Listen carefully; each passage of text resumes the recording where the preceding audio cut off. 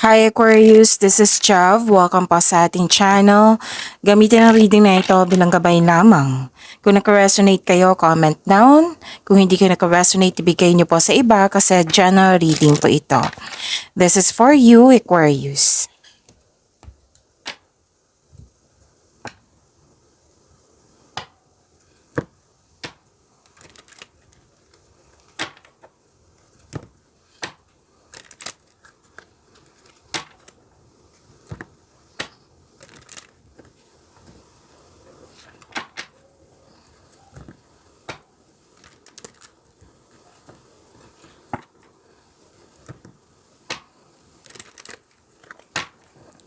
Para po ito sa iyo, Aquarius.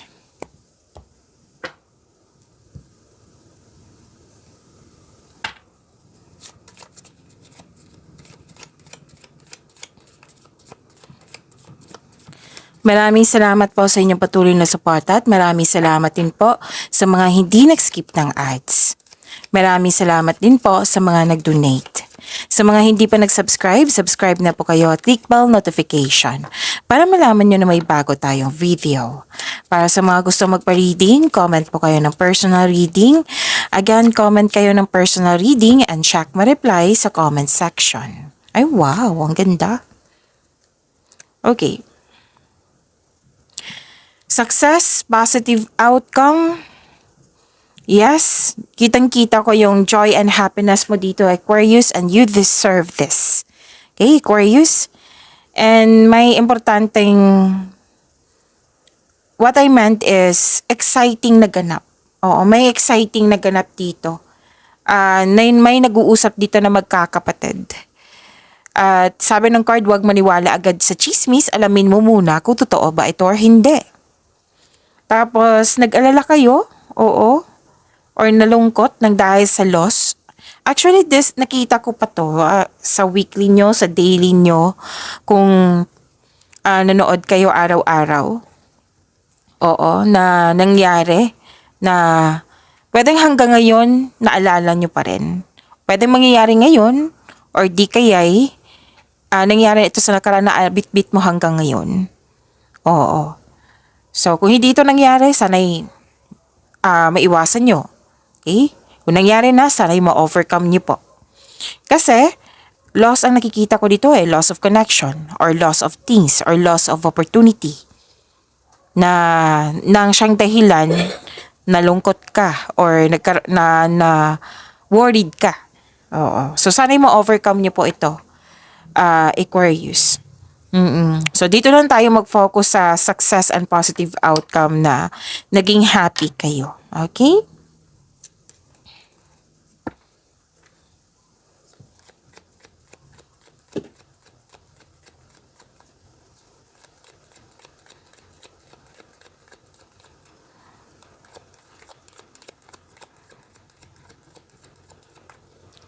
Energy po ni Aquarius.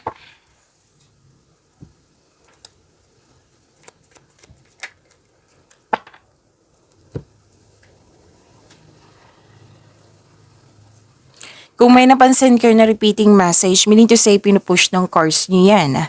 Like for example, nanood kayo sa isang video reading at dito rin. At may napansin kayo na repeating message, yan po yung pinupush ng cards nyo na kailangan yung bigyan ng atensyon, solusyon at aksyon kung maaari po. So, na yung energy ni Aquarius. By the way, Aquarius, bago ko makalimutan, sa mga nag-aabang dito sa love reading nyo, may love reading kayo ngayon, after ni Capricorn, di ba? So, 12 zodiac signs to. So, after ni Capricorn. Okay, so, from now on, kung kailan nyo ito napanood, isipin nyo po yung person nyo. Ex mo ba? The one that got away? Crush mo ba? Or malilikaw? Basta, may nangyaring connection sa nakaraan man or ngayon. Kung gusto mong malaman, kung curious ka para sa mga bago dito, kung curious ka kung ano yung feelings niya ngayon, kung ano yung next action niya, kung ano yung future alignment nyo, kung ano yung gusto niya sabihin sa'yo. So, malalaman mo po iyon. Okay? So, abangan nyo po after ni Capricorn. Hindi ko lang alam kung ano yung exact time, basta after ni Capricorn. Abangan niyo po, okay? Mamaya. So, see you mamaya.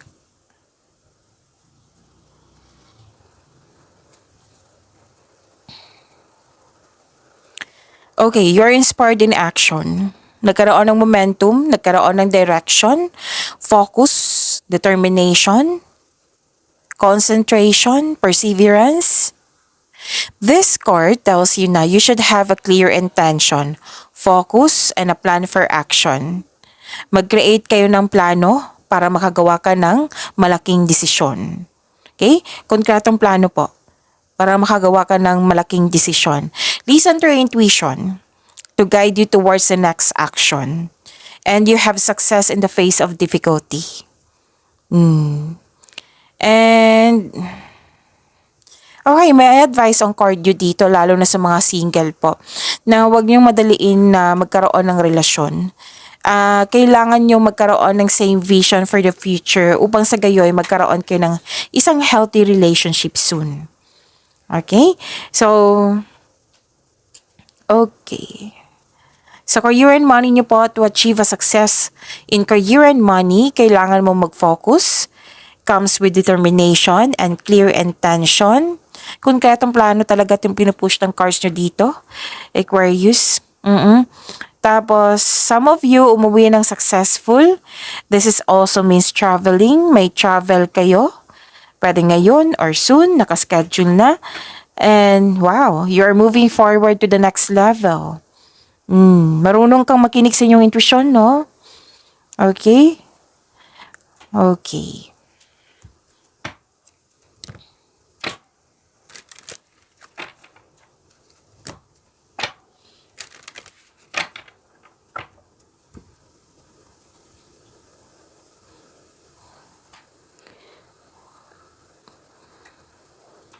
Okay, conflict or argument nakikita ko dito or challenge.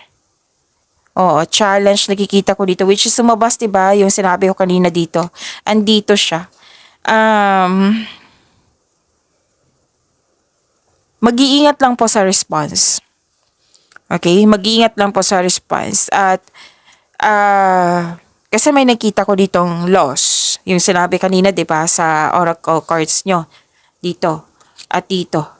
Lumabas siya dito sa tarot cards nyo. Loss, paninirang puri or panuloko magaganap. Mag-ingat lang po sa response. Kasi nakita ko dito, nag-response ka at nagkaroon ng away. So sana yung maiwasan nyo yan. Or di kaya yung challenge nga. Oo, may challenge dyan. At may pagtatalo dito or pag-aaway. Sabi ng card na dito mo makilala yung sarili mo kung paano ka mag-handle ng ganitong sitwasyon. At dito mo rin malalaman kung right time na bang umiwas or mag-walk away. At ang sinabi ng card dito na i-address mo yung hurt feelings mo. Mag-usap kayo at magpatawad.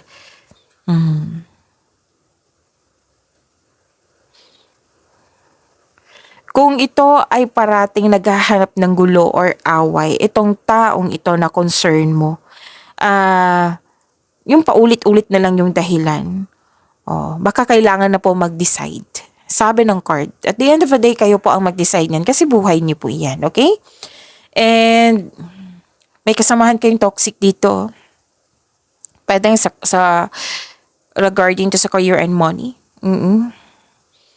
So, makinig kayo sa intuition. Dalawang card mismo nagsabi dito kasi it will guide you away from toxic person or toxic place.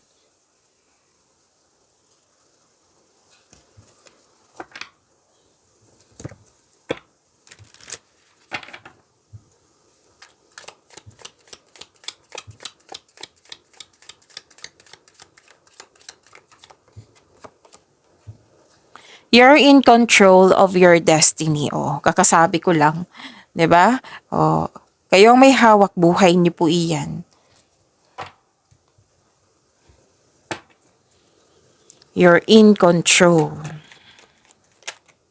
Okay. So, career and money niyo po ito, Aquarius.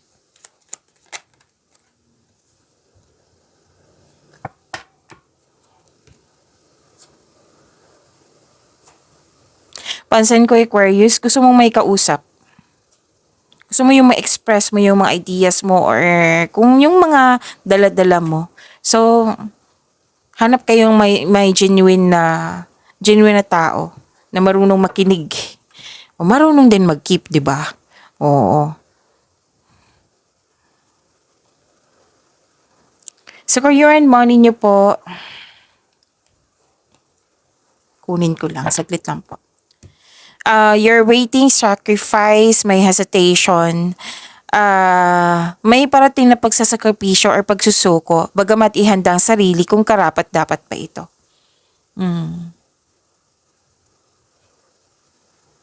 Nag-iisip ka dito pero hindi gumagalaw. Nagkaroon ng pag-aantay or delay. So this card asks you to try to invest your time wisely while you wait.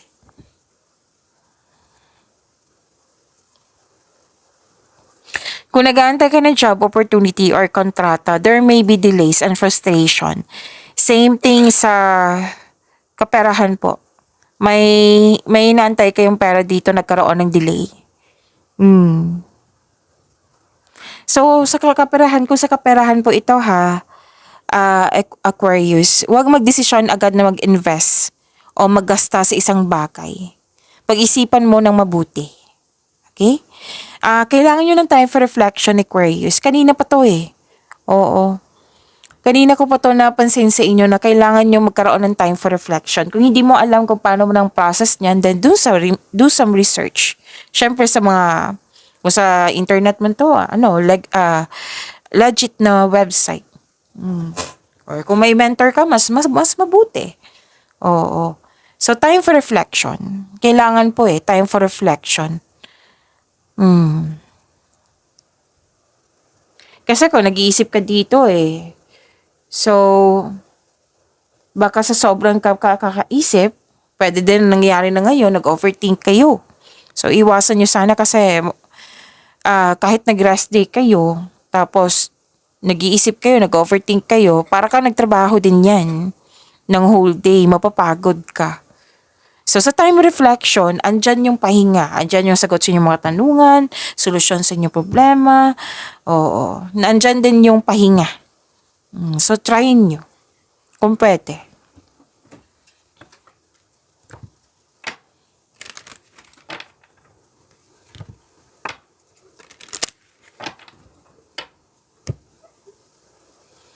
Okay, emotional offerings, may dumating at binigyan mo siya ng agarang aksyon. Wow, may parating na offer opportunity, project. Excited ka dito kasi alam na alam mo yung gagawin mo. Ang ilan sa inyo, ang inyong boss or amo nag-offer sa iyo ng much needed support. Pwede din pagtaas ng posisyon to or sweldo. Promotion pa rin nakikita ko sa inyo, Aquarius. Or kita, pagtaas ng kita. Kung feeling mo, stagnant kayo today, kung kailan nyo ito napanood, open your mind. Isipin nyo po yung inspiration mo sa buhay para ma-motivate kayo, para ma-enjoy mo yung mga ginagawa mo dyan. So, good news is on the way. Oo. Posibleng may bago kang kaibigan, bagong pet, or bagong gamit na ma-relieve yung anong tawag dito? Stress. May bago ka ring inspiration. Wow. So, good news is on the way. So, claim nyo po ito Aquarius.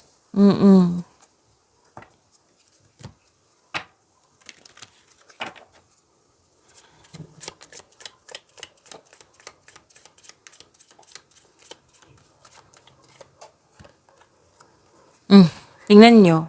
Lost pa rin. From here, and here, and here. May loss of connection, loss of things, or loss of opportunity. Yan talaga. I think most of you na nangyari na hanggang ngayon, bit-bit mo pa rin. Dala-dala mo pa rin. Pwedeng, like for example, problema nyo to sa love life. So, hanggang dito sa career and money mo, bit-bit mo pa rin Oo. So, meaning to say, hanggang sa trabaho, naalala mo pa rin, bit-bit mo. Yan. So, ang sabi dito, this is ending with new beginning. A major phase in your life is ending at i-embrace nyo po yung bago. Sabi dito, let go of the past to focus your energy on what lies ahead.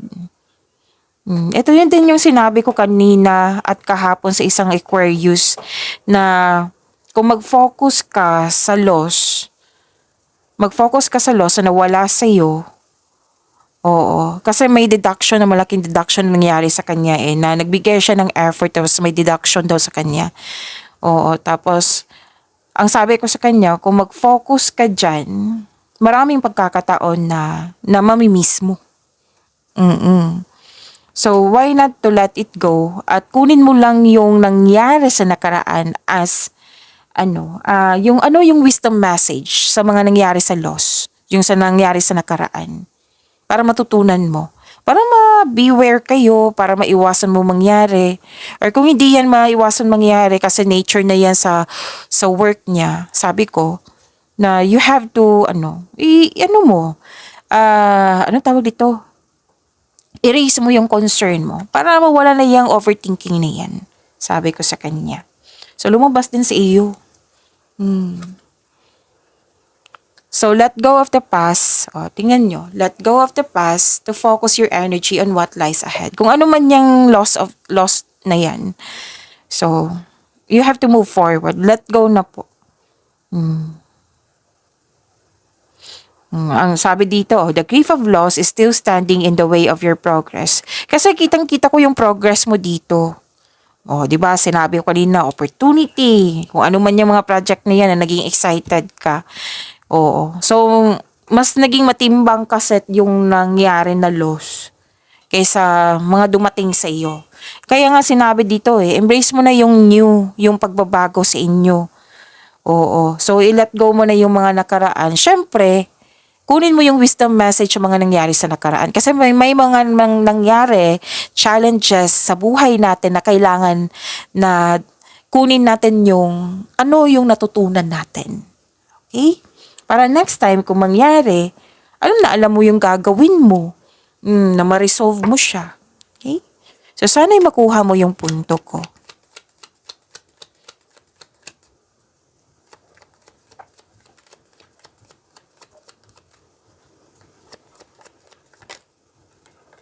So, this is your love life, self-love, partnership, and romance. So, ma-overcome mo to. Aquarius, kasi nakita ko yung dito you're moving forward. Sabi dito you're in control of your destiny. So kung magstay ka sa nangyari sa nakaraan, walang mangyayaring pagpapago. Wala, kumbaga, hindi ma-work yung mga pagkakataon na binigay sa inyo. Kasi nga, kailangan ng action yun, di ba? Para mag-work yun. So, huwag kayong mag-focus sa hindi nyo makontrol. Mag-focus kayo sa makontrol nyo. Aquarius. Actually, marami kong kausap na Aquarius ngayong July. Oo, pansin ko talaga. Kaya nga yung mga kliyente ko, nire-require ko na mag-send sa akin ng anong tawag dito? Zodiac sign. So, pansin ko talaga marami akong kausap na Aquarius ngayon. Okay. So, sa love life, self-love, partnership, and romance.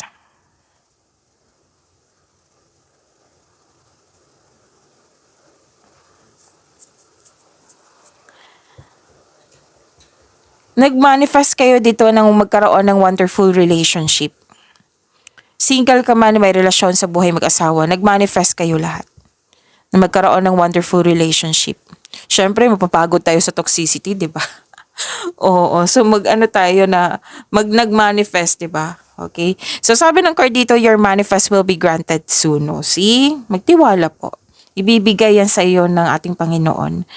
And ang sabi ng card, while waiting, pay attention kayo sa pagbalanse sa inyong emotion with your thoughts, O, yung iwasan nyo mag-overthink sana with your thoughts while remaining grounded and passionate. Para ma-attract mo yung green flag na tao. Sa buhay mag-asawa sa mga may relasyon, please know that lahat kayo ha, you are divinely guided, single ka man. Okay? Kung ano man yung minamanifest mo na magkaroon ng wonderful relationship, magagrant yan. For sure. Okay? So, yung mga paalala dito ng cards nyo. Oo, na pay attention kayo sa pagbalanse sa inyong isipan, emotions, mag-remain grounded kayo and passionate. Ayan. Para maging healthy yung relasyon. Okay? And please know that you are divinely guided. Aquarius.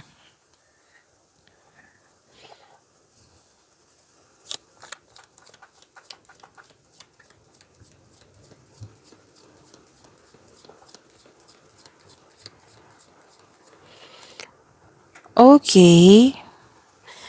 Sa mga single dyan, may maliligaw ka na very charming at passionate partner na very active kang suyuin. Oh. Whether lalaki ka man, babae ka man, basta may dito, isang tao na parating sa'yo na very charming at passionate.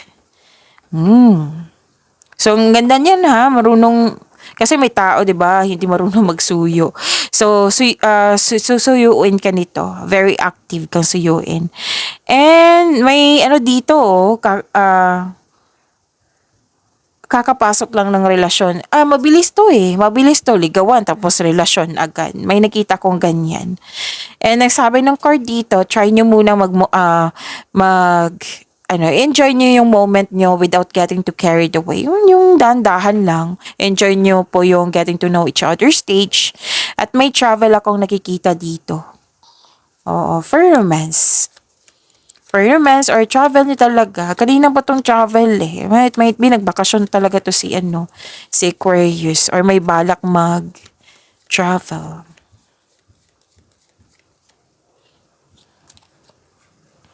If you could do anything, what would it be? The answer dwells in your heart, not in your mind, for the heart is the gateway to the soul. Pagyamanin niyo po yung blessings na binigay sa inyo. Aquarius, see you po mamaya after ni Capricorn sa love reading nyo. And see you tomorrow. Maraming salamat po.